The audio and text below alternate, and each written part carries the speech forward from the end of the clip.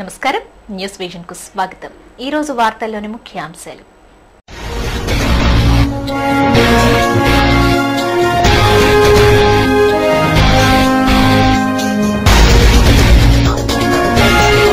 ప్రయాణికుల సౌకర్యార్థం మరిన్ని కొత్త రైళ్లు సౌత్ జోన్ పరిధిలో 10,500 పోస్టుల భర్తీకి చర్యలు। దక్షిణ మధ్య రైల్వే జీఎం ఎంఎస్ జయంత్ వెల్లడి। ప్రచార లోపం వల్లే విమాన వెంకటేశ్వర స్వామి దర్శన ప్రతిపాదన పట్ల వ్యతిరేకత అపోహలు। నెల రోజుల్లో శ్రీసేవ ప్రాజెక్టును అమలులోకి తీసుకొస్తాం। టీటీడీ ఈవో ఐవైఆర్ కృష్ణారావు వెల్లడి। ట్రాఫిక్ నిబంధనలను అతిక్రమిస్తే కఠిన చర్యలు అర్బన్ ఎస్పీ రవీందర్।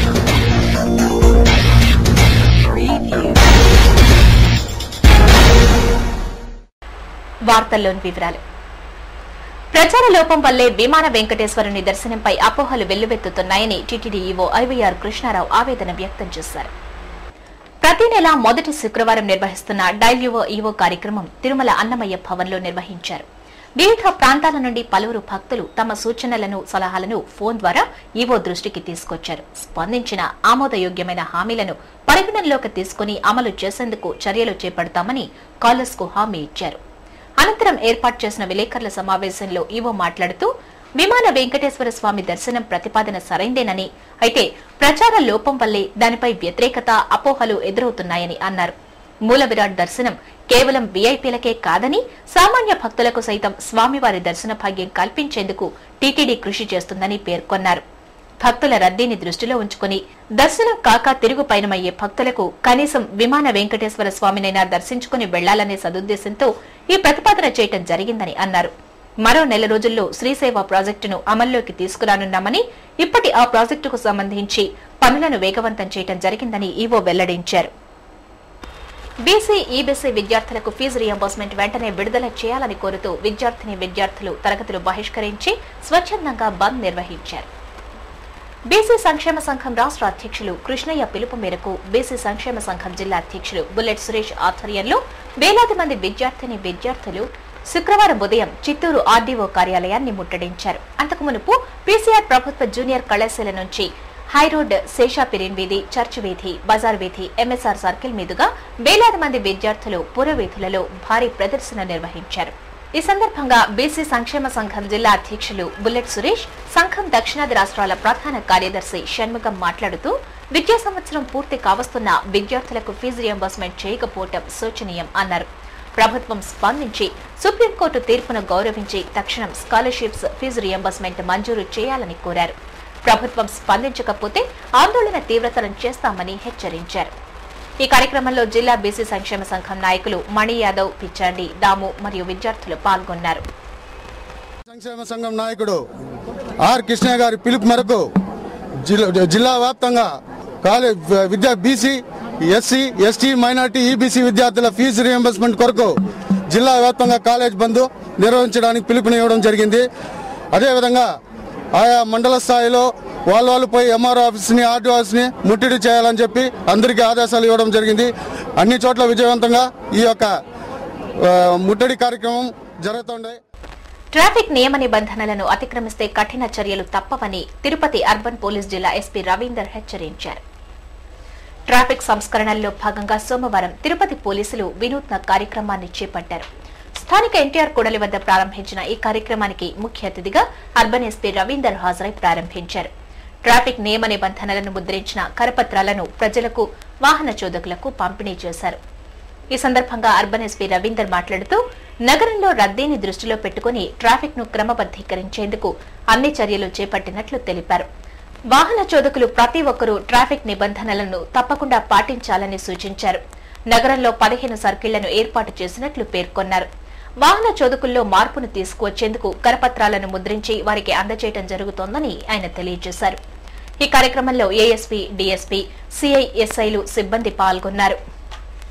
రద్దీని దృష్టిలో పెట్టుకొని తర్వాత ఇతర చుట్టుపక్కల నుంచి వచ్చే ప్రాంతాల రద్దీని దృష్టిలో పెట్టుకొని ట్రాఫిక్ని ఇంప్రూవ్మెంట్ చేయాలనే ఉద్దేశంతో ఇప్పుడు ఈ ట్రాఫిక్ 15 ట్రాఫిక్ ఐలాండ్స్ని మనం గుర్తించాము. అందులో 15 ట్రాఫిక్ ఐలాండ్స్లో 4 ట్రాఫిక్ ఐలాండ్స్ ఆల్రెడీ ఈ రోజుతో పాటు ఈ పబ్లిక్ అడ్రస్ సిస్టమ్ని ఒకటి పెట్టేసి అక్కడ ట్రాఫిక్ని రెగ్యులేట్ చేయడం కోసమని ప్రయత్నం చేస్తున్నాము. అందులో భాగంగానే ట్రాఫిక్ రూల్స్ని జాగ్రత్త పాటించే సూచనలు 15 వాటిని పాంప్లెట్ రూపంలో ప్రింట్ చేసి అందరికీ ప్రయాణికులకి కూడా రద్దీ భక్తులకి అందరికీ కూడా పంచడం జరుగుతుంది. దానివల్ల ఏంటంటే ట్రాఫిక్ రూల్స్ పాటించి యాక్సిడెంట్స్ తగ్గించడమే కాకుండా ఈ రెగ్యులేట్ చేయడానికి మాకు సరికాల్సిందిగా ప్రయాణికుల సౌకర్యార్థం సౌత్ జోన్ కు మరికొన్ని కొత్త రైళ్లను తీసుకువస్తున్నట్లు south central railway general manager MS Jayant వెల్లడించారు.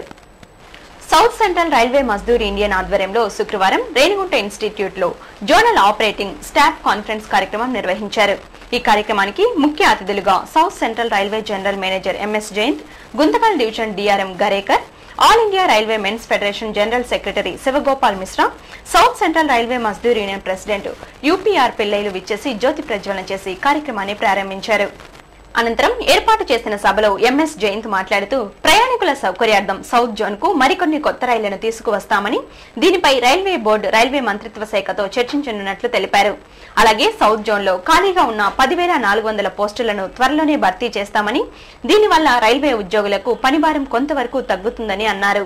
వచ్చే 4-5 నెలల్లో 1000 మంది రైల్వే డ్రైవర్లను తీసుకుంటున్నామని, అలాగే రైల్వే ఉద్యోగులు తమ సమస్యలను తన దృష్టికి తీసుకువస్తే పరిష్కరిస్తానని హామీ ఇచ్చారు.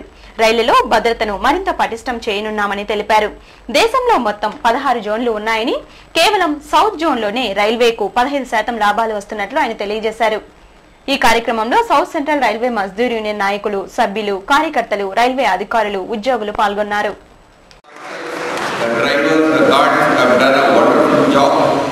The engine kilometer usage has gone up by 7%.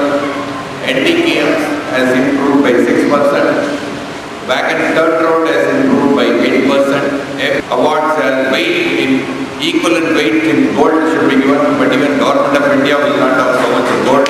So I can only appreciate you and congratulate you. Very great job done. Shri Thathayyagunta Gangamma ఆలయంలో శుక్రవారం అమ్మవారికి లక్ష కుంకుమార్చనను వేడుకగా నిర్వహించారు. వేకువజామున అమ్మవారిని సుప్రభాత సేవతో మేల్కొల్పి సహస్రనామార్చన, పంచామృతాభిషేకాన్ని వేద పండితులు శాస్త్రోక్తంగా నిర్వహించారు. నిత్య పూజాది కార్యక్రమాల తర్వాత అమ్మవారి ఉత్సవ విగ్రహాన్ని సుందరంగా అలంకరించి భక్తులకు దర్శన భాగ్యం కల్పించారు. ఉదయం 9 గంటలకు లక్ష కుంకుమార్చనను వేద పండితులు మంత్రోచ్చారణలతో ప్రారంభించారు. ఈ సందర్భంగా ఆలయ పాలక మండలి అధ్యక్షులు చింతా భరణి యాదవ్ మాట్లాడుతూ, శ్రీ తాతయ్యగుంట గంగమ్మ ఆలయంలో శుక్రవారం నుండి ఆదివారం వరకు లక్ష కుంకుమార్చనను నిర్వహిస్తున్నామని తెలిపారు. ఈ సేవలో పాల్గొనదలిచిన భక్తులు 300 రూపాయలు చెల్లించి లక్ష కుంకుమార్చనలో పాల్గొనవచ్చునని, భక్తులకు అమ్మవారి ప్రసాదంతో పాటు పసుపు, కుంకుమ, గాజులు, అమ్మవారి ప్రతిమ, జాకెట్ అందజేస్తామని పేర్కొన్నారు. భక్తులు పెద్ద సంఖ్యలో ఈ కార్యక్రమంలో పాల్గొని అమ్మవారి కృపా కటాక్షాలకు పాత్రలు కావాలని ఆయన కోరారు. ఈ కార్యక్రమంలో ఆలయ పాలక మండలి సభ్యులు ఋషికేష్, అమర్నాథ్ రెడ్డి, ప్రసాద్ బాబు, శ్రీధర్ రెడ్డి, ఈవో ఏకాంబరం భక్తులు పాల్గొన్నారు. ఈరోజు శుక్రవారం 9 గంటల నుండి లక్ష కుంకుమార్చన మహోత్సవం ప్రారంభమైనది. ఈ మహోత్సవం ఈరోజు, రేపు, ఎల్లుండి అనగా ఆదివారం సాయంత్రం 4 గంటలకి పూర్ణాహుతితో ఈ ప్రోగ్రాం ముగుస్తుంది. ఈ ప్రోగ్రాంలో పాల్గొనదలిచిన భక్తులు 300 రూపాయలు అమ్మవారి టికెట్ కట్టి పాల్గొనగా కూర్చున్నాము. ఈ ప్రోగ్రాంలో పాల్గొన్న వారికి అమ్మవారి ప్రతిమ, పసుపు, కుంకుమ, దారాలు మరియు అమ్మవారి ప్రసాదము ఇవ్వబడుతుంది. ఈ ప్రోగ్రాంలో భక్తులందరూ పాల్గొని అమ్మవారి కృపకు పాత్రలు కాగలని కోరుతున్నాము. బీసీ విద్యార్థుల పట్ల రాష్ట్ర ప్రభుత్వం తీవ్ర నిర్లక్ష్యం వహిస్తోందని బీసీ సంక్షేమ సంఘం నగర అధ్యక్షులు శ్రీహరిబాబు ఆరోపించారు. పెండింగ్ లో ఉన్న బీసీ, ఈబీసీ విద్యార్థుల ఉపకార వేతనాలు, ఫీజుల నిధులను వెంటనే విడుదల చేయాలని డిమాండ్ చేస్తూ శుక్రవారం స్థానిక బాలాజీ కాలనీలోని జ్యోతిరావు పూలే విగ్రహం ఎదుట ధర్నా నిర్వహించారు. రాష్ట్ర ప్రభుత్వం అనుసరిస్తున్న విద్యార్థి వ్యతిరేక విధానాలను ఎండగడుతూ ప్రభుత్వానికి వ్యతిరేకంగా పెద్ద ఎత్తున నినాదాలు చేసి తమ నిరసనను వ్యక్తం చేశారు. ఈ సందర్భంగా శ్రీహరిబాబు మాట్లాడుతూ, బీసీ విద్యార్థుల పట్ల ప్రభుత్వం దయనీయంగా వ్యవహరిస్తోందని, 2010-11 విద్యా సంవత్సరం దాదాపు పూర్తవుతున్నా ఇంతవరకు విద్యార్థులకు ఉపకార వేతనాలు, రియంబర్స్మెంట్ నిధులు విడుదల చేయకపోవటం సిగ్గుచేటని అన్నారు. విద్యార్థుల సంక్షేమం కోసం పనిచేస్తామన్న కాంగ్రెస్ ప్రభుత్వం వారికి చేసే మేలు ఇదేనా అని ప్రశ్నించారు. కళాశాల యాజమాన్య వేధింపులు తాళలేక విద్యార్థులు ఆత్మహత్యలకు పాల్పడుతున్నారని, దీనికి రాష్ట్ర ప్రభుత్వమే బాధ్యత వహించాలని హెచ్చరించారు. ఇప్పటికైనా ప్రభుత్వం కళ్లు తెరవకపోతే తగిన మూల్యం చెల్లించుకోక తప్పదని అన్నారు. బీసీల ఫీజు రియంబర్స్మెంట్ గురించి ఆర్ కృష్ణయ్య గారు రాష్ట్ర అధ్యక్షులు వాళ్ళ ఆధ్వర్యంలో కాలేజీ నిర్వహించినాము. ఈ రాష్ట్ర ప్రభుత్వం మొండి వైఖరిని రక్షించాలని కోరుతూ ఈ రియంబర్స్మెంట్ వెంటనే ఈ అమౌంట్ ప్రభుత్వం విడుదల చేయాలనేసి ఈ ప్రభుత్వం కోరుకుంటున్నాము.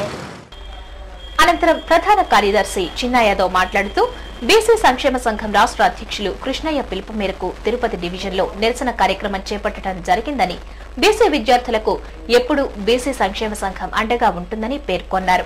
అలాగే విద్యార్థుల సమస్యల పరిష్కారం కోసం ప్రభుత్వంపై మరింత ఒత్తిడి తీసుకురావడానికి జగన్ చేపట్టనున్న దీక్షకు మద్దతు పలికి దీక్షలో పాల్గొననున్నామని తెలిపారు.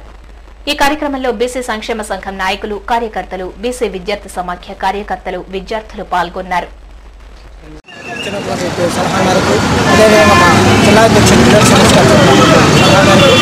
ఈరోజు తిరుపతి డివిజన్లో ఉన్నటువంటి ఆల్ కాలేజెస్ బట్టి ఈ ఫీజు రియంబర్స్మెంట్ కోసం కాలేజెస్ పనిచేస్తూ ఈరోజు ఈ బాలాజీ కాలనీ దగ్గర నుంచి కేతురాపులో నుంచి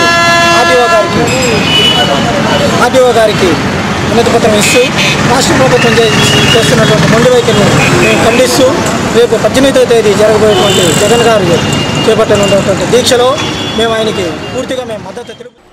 తెలుగు జాతి కీర్తి ప్రతిష్టలను ప్రపంచ దేశాలకు తెలియజేసిన మహనీయులు శ్రీకృష్ణదేవరాయలని మాజీ శాసనసభ్యులు వెంకటరమణ కొనియాడారు. శ్రీకృష్ణదేవరాయల 501వ పట్టాభిషేక మహోత్సవ కార్యక్రమాన్ని శుక్రవారం వేడుకగా నిర్వహించారు. స్థానిక లీలామహల్ జంక్షన్లోని రాయలవారి విగ్రహానికి జిల్లా బలిజ కులస్తుల సంక్షేమ సంఘం ఆధ్వర్యంలో పాలాభిషేకాన్ని నిర్వహించి పూలమాలలు వేసి ఘనంగా నివాళులు అర్పించారు. ఈ సందర్భంగా మాజీ శాసనసభ్యులు వెంకటరమణ మాట్లాడుతూ దేశ భాషలందు తెలుగు లెస్స అని తెలుగు జాతి కీర్తి ప్రతిష్టలను ప్రపంచ దేశాలకు తెలియజేసిన మహనీయులు శ్రీకృష్ణదేవరాయలని కీర్తించారు. ఆనాడే ప్రజల అవసరాలను గుర్తించి అనేక సంక్షేమ కార్యక్రమాలను చేపట్టారని గుర్తు చేసుకున్నారు. శ్రీవారి పట్ల రాయలవారికి ఉన్న భక్తి భావాన్ని తెలియజేస్తూ అనేక ఆభరణాలను కానుకలుగా సమర్పించారని, అలాంటి మహనీయుని స్మరించుకోవడం మనందరి బాధ్యతని ఆయన తెలిపారు. ఆంధ్రదేశంలోనే ప్రపంచ దేశాల్లోనే తెలుగువారికి గుర్తింపు తెచ్చినట్టు మహానుభావుడు మరి శ్రీకృష్ణదేవరాయలు గారు. ఆయన 500 సంవత్సరాల ముందు పట్టాభిషేకమైనా కూడా ఈరోజు కూడా ఆయన చేసిన ఈ భారతదేశానికి చేసిన అటువంటి చక్రవర్తి నిజంగా మనకు ఆంధ్రదేశానికి, అదేవిధంగా తిరుమలకు 7 పర్యాలు అనేక కానుకలు మాన్యాలు ఇచ్చినటువంటి గౌరవనుభవుడు మరి ఈరోజు కూడా అటువంటి మహా వ్యక్తి. అనంతరం పీఆర్పీ నగర కన్వీనర్ ఓకా విజయ్ కుమార్, బీజేపీ నగర అధ్యక్షులు సామంచి శ్రీనివాస్ మాట్లాడుతూ చంద్రగిరిని రాజధానిగా చేసుకుని రాయలవారు పరిపాలన సాగించారని, ఈ ప్రాంత ప్రజలకు ఇదెంతో గర్వకారణమని పేర్కొన్నారు. ఆయన పాలనలో నిర్మించిన కట్టడాలను పరిరక్షించి భావితరాల వారికి అందించేందుకు ప్రతి ఒక్కరూ బాధ్యతగా వ్యవహరించాలని వారు పిలుపునిచ్చారు. ఈ కార్యక్రమంలో ఆ సంఘం నాయకులు సరితా నాగరాజు, గుట్టా నాగరాజు రాయల్, వక్కాకుల కృష్ణమూర్తి తదితరులు పాల్గొన్నారు. 501వ పట్టాభిషేక మహోత్సవాన్ని తిరుపతిలో ఆయన విగ్రహానికి తిరుపతిలోని ప్రజలందరూ కూడా ఆయనకి ఘనంగా పట్టాభిషేకం చేసి పూలమాలను సమర్పించి ఆయనకి నివాళులు అర్పించడం జరిగింది. శ్రీకృష్ణదేవరాయలు మన తెలుగు భాషను ఆంధ్రదేశంలోనే కాక భారతదేశం అంతటా కూడా తెలుగు దేశ భాషలను తెలుగు లెస్స అని చాటి చెప్పినటువంటి ఒక గొప్ప వ్యక్తి. మొత్తంగా తిరుమల తిరుపతి దేవస్థానం తెలుగు వెంకటేశ్వర స్వామి ప్రపంచవ్యాప్తంగా ప్రసిద్ధి చెంది ఉందంటే ఆయన కృషి కూడా దీనిలో ఉందని మేము గర్వంగా చెప్పుకుంటున్నాం. రాసులుగా పోసి రాయలసీమను అప్పటి కాలంలోనే అత్యంత అభివృద్ధి చేస్తూ అదేవిధంగా దృష్టి పెట్టి కళా హృదయాలను జయించి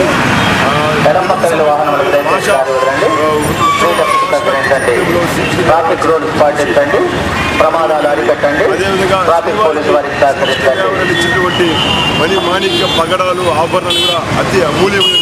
కాబట్టి కృష్ణదేవరాయలు ఏదైతే పరిపాలించారో ఆదర్శంగా ఈనాటి పాలకులు ఆదర్శంగా తీర్చిన వాళ్ళు ఈరోజు 5వ